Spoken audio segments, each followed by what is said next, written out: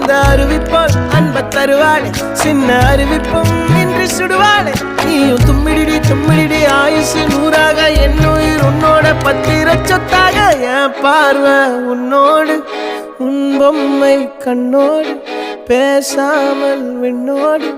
நாம் மிதந்து போவோம் காதாரா அடியாலும் நான் தாங்க மாறோடு